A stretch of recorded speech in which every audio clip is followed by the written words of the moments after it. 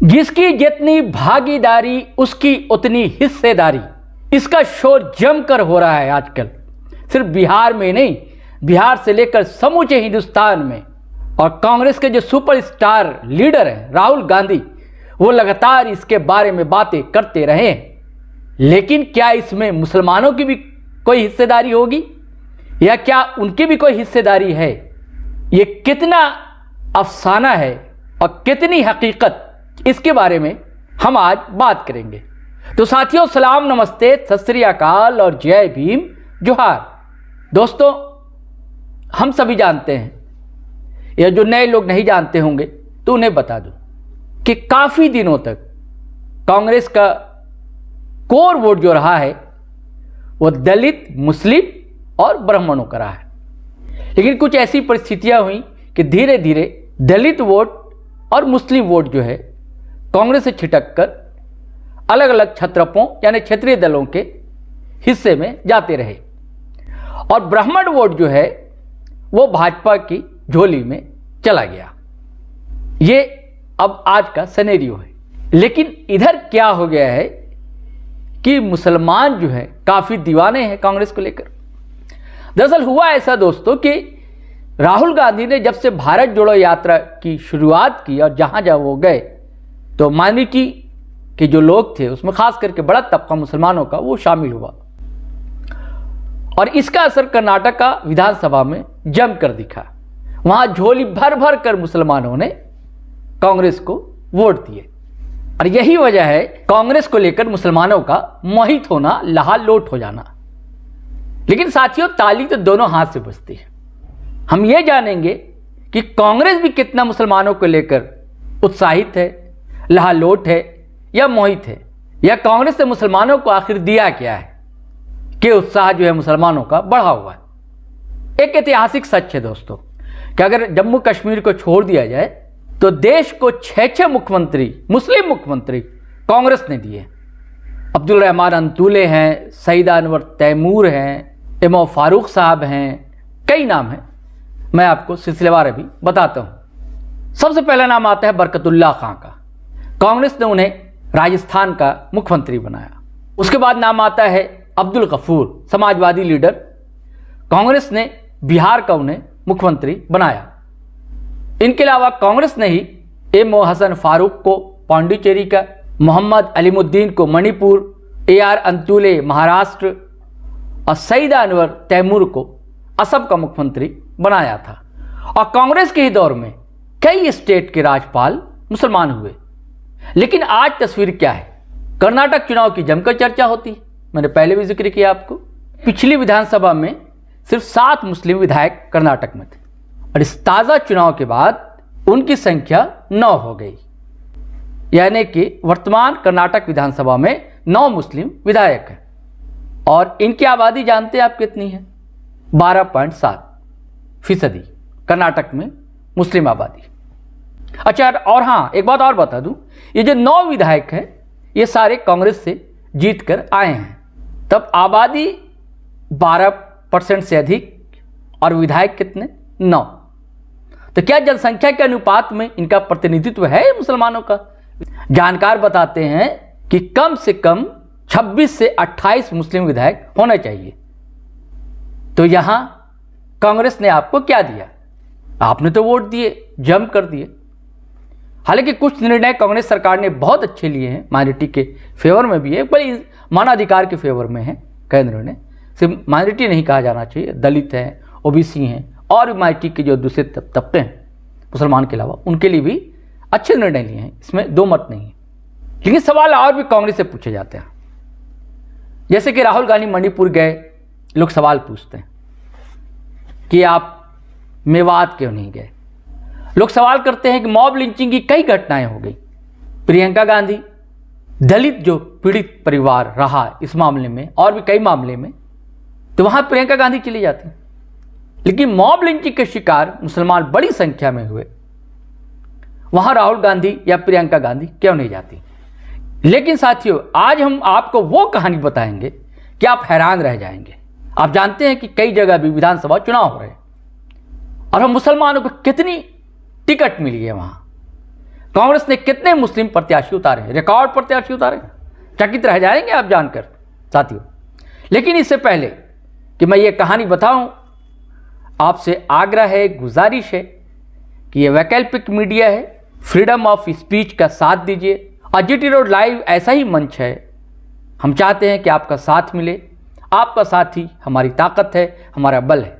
तो आप कुछ आर्थिक सहयोग भी हमें कर सकते हैं। हमारा UPI नंबर है 8083557257। आप इस पर गूगल पे, फ़ोन पे और पेटीएम भी कर सकते हैं। साथियों, अगर आप ये ना करें इतना तो साथ हमारा ज़रूर दें कि हमारे YouTube channel GT road live को ज़रूर सब्सक्राइब करें, वीडियो को शेयर करें, लाइक करें, कमेंट करें। और जीटी रोड लाइव के नाम से ही फेसबुक पेज है हमारा, उसे भी फॉलो करना हरगिज़ ना भूलें। वहाँ भी देखें हमारा वीडियो, शेयर करें, लाइक करें और कमेंट करें। चलिए साथियों, अब हम आपको जिस मुद्दे पर चर्चा शुरू हुई उसकी कहानी बताते हैं। आपको पहले बताया कई राज्यों में विधानसभा चुनाव हो रहे हैं, लेकिन आज जो मैं चर्चा करने जा रहा हूं दोस्तों, वो हिंदुस्तान का दिल कहा जाने वाला मध्य प्रदेश है। वहां अल्पसंख्यकों को लेकर कांग्रेस ने एक बड़ा कदम उठाया है। और जैन समुदाय भी अल्पसंख्यक वर्ग से आते हैं। आप जानते हैं, उनको 10 प्रत्याशी उनके समाज से कांग्रेस ने चुनावी समर में उतार दिए हैं। और क्या चाहिए अल्पसंख्यक को, जबकि उनकी आबादी महज 0.78% है। और टिकट कांग्रेस ने कितने दिए? 10 टिकट दिए हैं। आपको बता दूं कि विधानसभा की सीट जो है 230 है।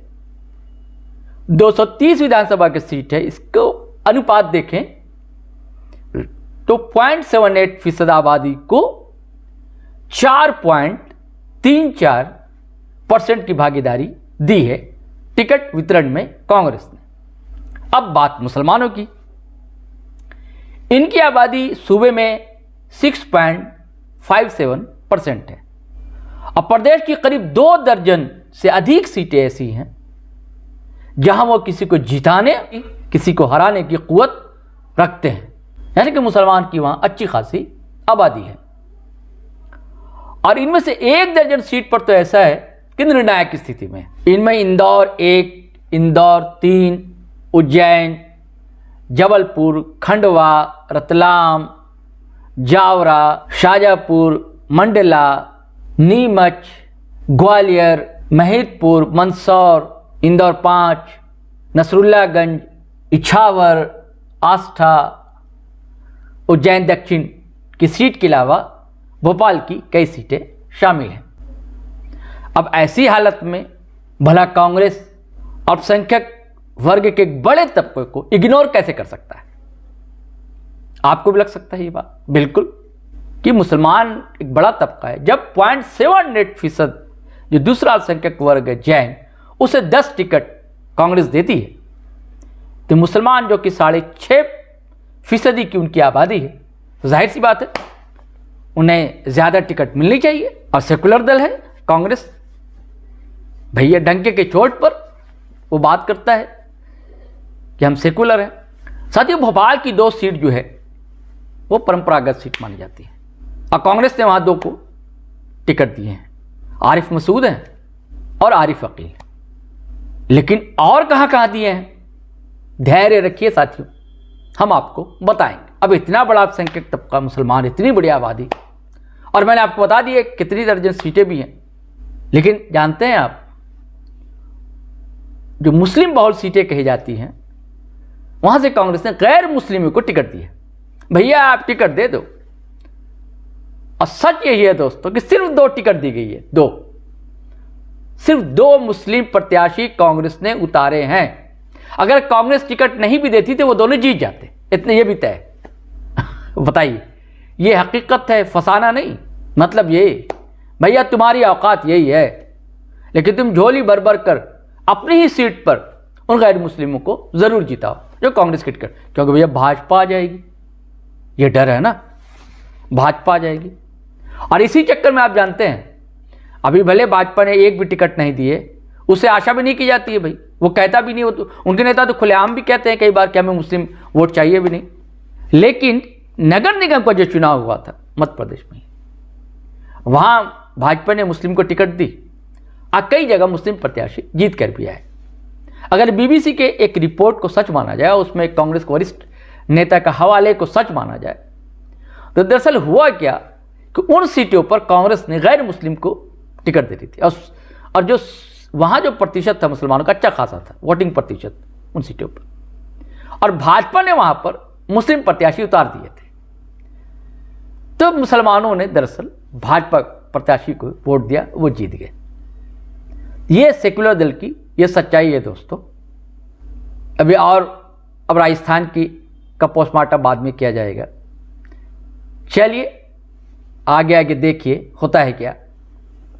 तो साथियों, आपको कहानी कैसी लगी, ज़रूर रोचक लगी होगी। और आप अगर फेसबुक पर देख रहे हैं तो फॉलो कर लें हमारा पेज, और अगर आप यूट्यूब चैनल देख रहे हैं हमारा, सब्सक्राइब कर लें और बेल आइकन दबाना हरगिज़ ना भूलें।